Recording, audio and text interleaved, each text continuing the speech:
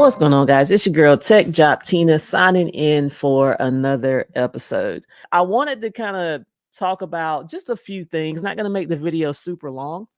One of the things I want to talk about, specifically with it being like is mental health month here in May. And it's really fitting to talk about that, especially as it relates to tech sales. Because I'm noticing some things, right? And these are things that I didn't really have an issue with as an SDR, because for me, and I cannot speak for everybody else, but for me, the SDR role is relatively low stress, right? You're not under any pressure to close any deals. Your sole job is to book qualified meetings for the account executive. So as long as you're doing your job and you're qualifying those prospects well, you will get paid accordingly. And as long as you just go above and beyond and you can book even more meetings than your target, you'll make that uncapped commission and get some pretty decent commission checks, right? A fairly low stress job, right? But even then, you're still gonna need to find your time to recharge, right? Even in the SDR role, especially when you're on a monthly quota, right? Because every month you're starting from zero, right? So for me in the SDR role, the way that I would recharge is every time the month was done and we're getting ready to climb that ladder again. Before I started that month climbing the ladder, I would take off the first few days of that month to give myself a recharge so I could come back at it fresh, right? So for me, that would always be taking off maybe a Friday, right? Or maybe a Thursday and a Friday, depending on what, I felt like I needed. And for the SDR role, they pretty much did what I needed it to do. I came back refreshed. I felt like I was recharged and I was ready to go, plug at it another month and, put me in the game. Let's do it, right? Now that I'm an account executive, I am noticing some differences, right? And I've kind of talked about that before. And I mentioned on an episode, a fairly recent episode that I did, that being an account executive, it is stressful, right? Because you do have some things that you cannot control, right? I cannot force a buyer to buy the product, right? They're going to have several reasons why they don't buy, right? And you can control what you can control, but I mean, at the end of the day, if they don't buy, sometimes there's nothing you can do about it. And that can be pretty stressful, especially when your commission is tied to those deals actually closing, right? So just that aspect alone makes being an account executive more stressful, right? So I talked about in one of my last videos how I did not hit quota in April. I only hit about 82% of my quota in April. And I want to bring that up because one of the things I noticed, everybody always talks about, oh, the ebbs and flows, the ups and downs. It is a roller coaster. One month you are a rock star, the next month you're a loser, right? I mean, that's how sales is, right? But what about the mental aspects of that? Right now, I can't speak for everybody and how they're dealing with this on the mental level. I can only speak for what I'm experiencing. And for me, I can easily see how someone could burn out in an account executive role if you are not careful. And I'm gonna say why I say that. What happened to me personally?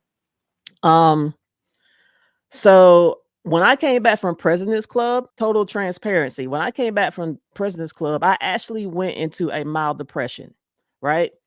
And I did not even tell anybody about it. I didn't even talk to my husband about it. I just kind of kept it to myself. But I knew I was in a mild depression. My energy levels were low. It was like a real struggle to push myself through the day, right? I was like functioning. You know how some people say, oh, you're a functioning alcoholic. I was a functioning depressed person, right? When I came back from President's Club, I cannot even pinpoint what triggered it, but I just knew I felt really, really drained. I was on the struggle bus, right? Mentally. And of course, you could say maybe they had something to do with why I only hit 82% of my quota for April. I just mentally wasn't there, right? So what I did was when that month was over, I took 2 days off so I could have a 4-day weekend to give myself a time to recharge, right? To try to recharge and come back mentally fresh to start the new month off in May, right? And what I noticed when I was off for that 4-day weekend, I could not turn my brain off, right? I was still thinking about work and deals and emails and things like that, right? So I didn't have that issue as an SDR. I was pretty much able to turn it off. When you get off as an SDR, your day is pretty much done. You're not really thinking that much about the job. But as an account executive, you're still, at least for me personally, my brain was still going and I was still thinking about work, right? Which really did rain on my parade of my recharge weekend, right? So that's one of the things that I noticed. I'm really going to have to work on that because the way it affected me, because I did not actually shut my brain down during that recharge weekend that I had set for myself. When I came back to work that Monday, I did not feel rested and I did not feel recharged, right? Because I had spent the whole 4-day weekend still thinking about work. And so that's one of the things that I'm going to have to work on. I'm going to have to talk to some other account executives that, appear to be handling it well, or maybe they're not. Let's just have, they may appear to be having it, handling it well, but we may all be in the same boat, having the same struggles. And from the outside looking in, I think that's more so what it is. Everybody's having the same struggles. These people are finding different ways to try to either live with it or work around it as best as they can, right? So for me, just having that true mental escape for me is like very, very important, right? It is very important for everybody. You have to have some type of way to decompress, de-stress, recharge, or you're gonna drive yourself effing crazy. That's it, just it at the end of the day, right? So I kind of want to bring that up because it is Mental Health Month, and sales is definitely a mentally taxing career to be in, right? And I'm not saying that to deter you from getting into it. I think it is a rewarding, lucrative career. If you get in here and you bust your butt and you with a really great company, you can make a lot of money for yourself, right? This is a career where you can go in and 5 years in sales can drastically change your life, right? So not a whole lot of careers out there that do that, but this one definitely does. So for that reason, if this is what you want to do, go all out for it. But I'm just being transparent with you. These are some of the things that I'm noticing for myself now that I'm over here on the account executive role and I'm just kind of scaling and growing within my career, right?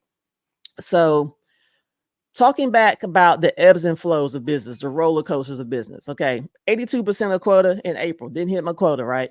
Here we are in May. We're in the middle of May, right? Not only have I already hit my quota from May, I have surpassed my quota, right? So people talk about the lows and the highs of sales, right? The highs are great. The lows are not. You just hope that you don't have like really low lows. Sometimes you can have really low lows. The highs, it don't matter. A high or a high, we all happy, right? But when the lows are low, that can really affect your mood. So I noticed that when I'm having like bad weeks where I feel like I'm not, I'm not closing deals, not hitting my number. Like in April, I didn't hit my quota.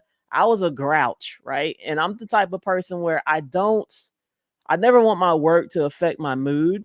And I noticed that it did. It affected my mood in April. I was like Oscar the Grouch. Like I should have just stayed in my damn trash can, right? And it's like, and I try to be that person where when I know I'm in a mood, I will try to isolate myself from people. I'm not the type of person that wants to put my vibe on you. I would just go get in my trash can, just let me be grumpy as hell. And when I feel better, I come out of my trash can, right? That's how I am.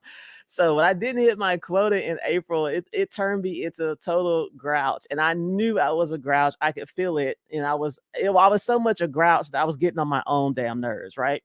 So fast forward to May, I'm having a much better month than last month. I've already, like I said, surpassed my quota. I am at about 150% of quota right now, and I still got 2 weeks left to go in the month, right? So I'm feeling good, feeling great, right?